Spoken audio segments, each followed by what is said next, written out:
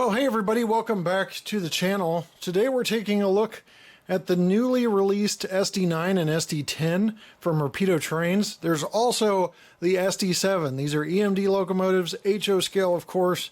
As you can see on the left, the Chicago Northwestern SD9 is 1971 plus in terms of the era, and the SD10, Milwaukee Road number 543, is 1974 plus. Let's see what you get in the box and do some testing next.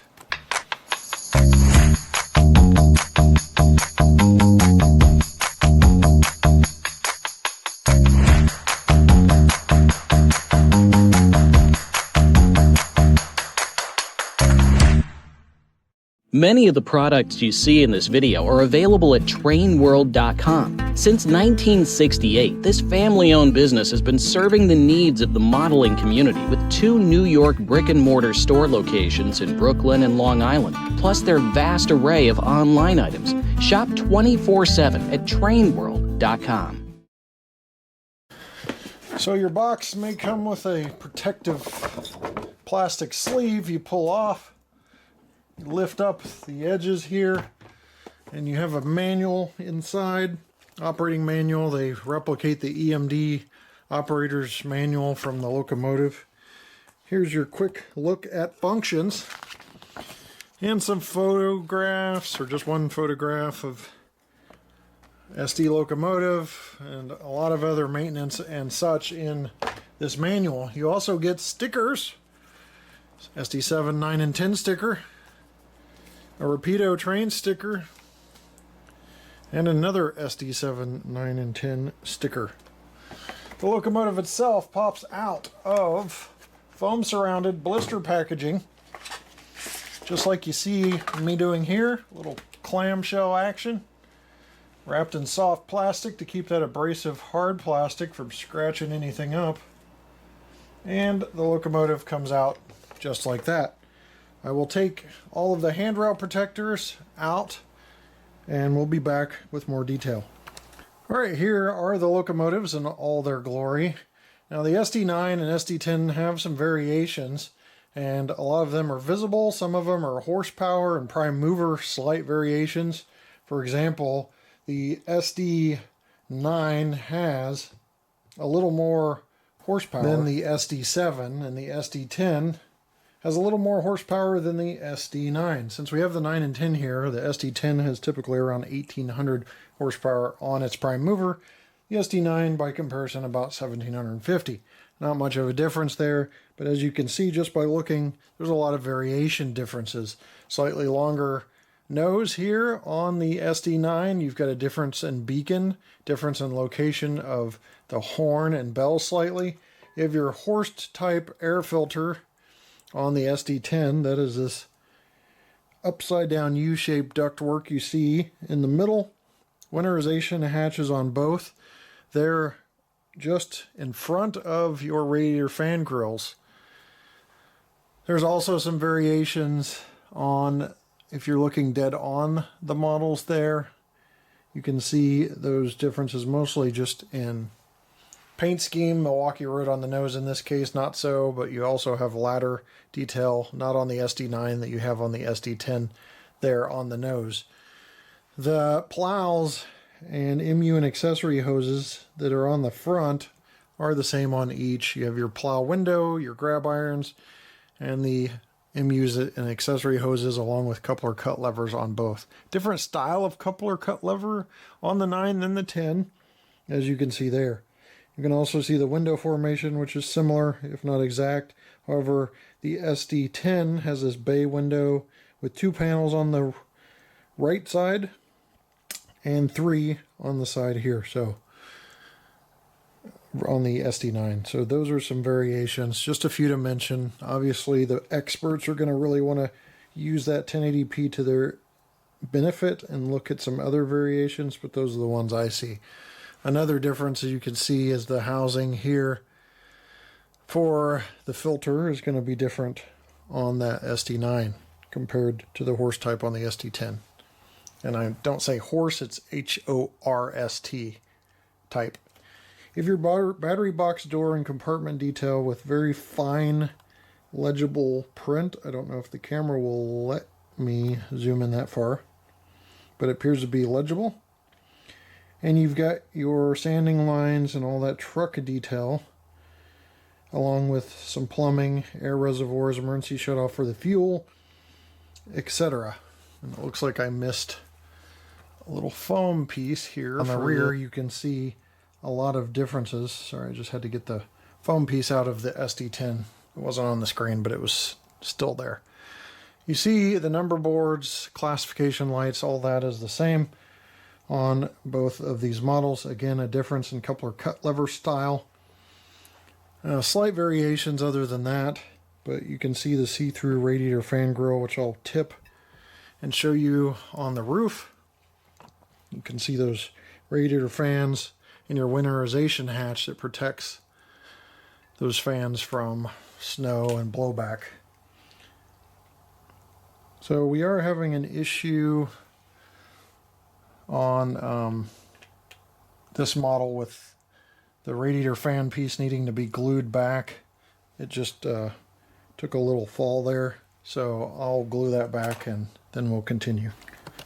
Alright, we're going to go ahead and continue with the SD10 because the SD9 needs some gravity assist for that part to dry. So I'm going to turn on the scale here, and you have 14 ounces on this. That's almost 9/10 of a pound. That's 14.2 total ounces. So there's also 402 grams for the people on the metric system. So there are your weight specs. This is on track now. The track has power, as you can see, because the number boards are lit. However, with ESU LokSound decoders, you have to hit F8 to start the prime mover if you want sounds for your operation. So let's do that now.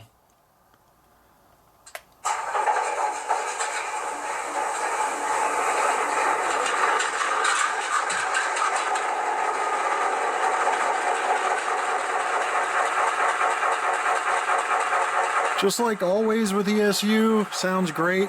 There's no baffle rattle or anything. There's your headlight on F1. There's your bell. Horn.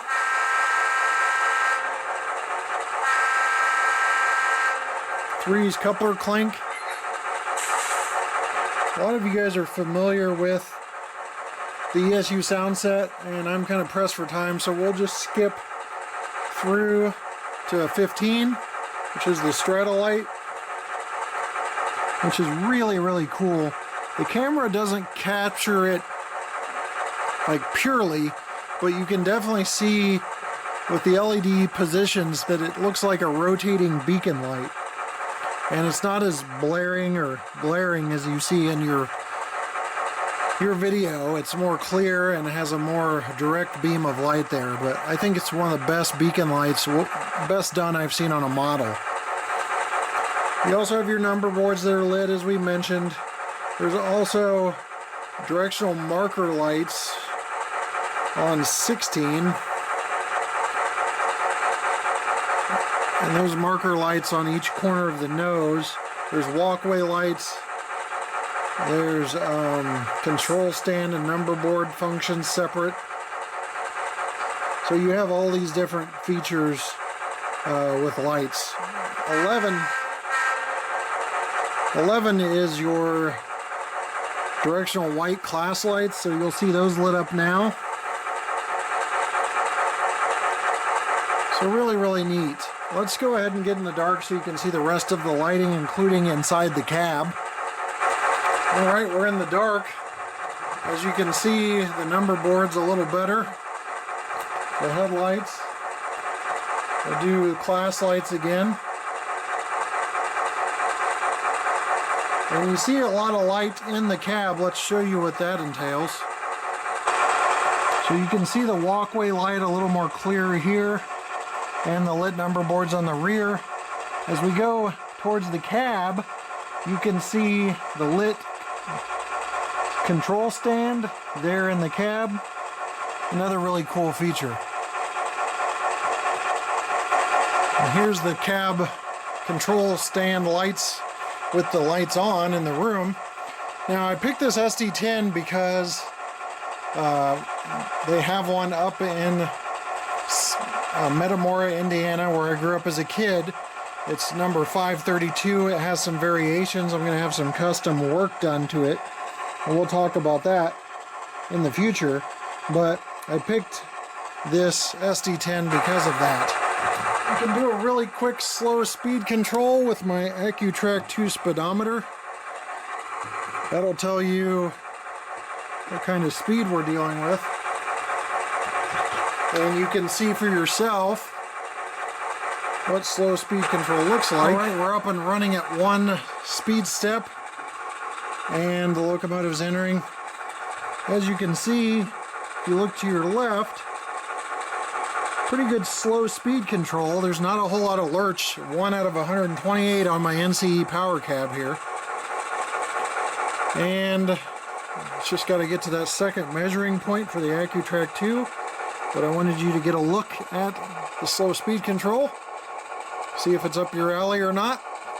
And it's 0.8 scale miles per hour on that speed. We'll go in reverse so you can see that as well. And it looks like, again, very silky smooth. So nice drive control. Well, that's going to wrap up our look at the Rapido EMD SD9 and SD10 locomotives. I hope you got a good look at some differences, and you can make a judge for yourself with the quick stats, the information I provide on whether you want one of these locomotives in your fleet or not. I'm leaving you with a run by, and we'll see you next time right here on the channel. Take care.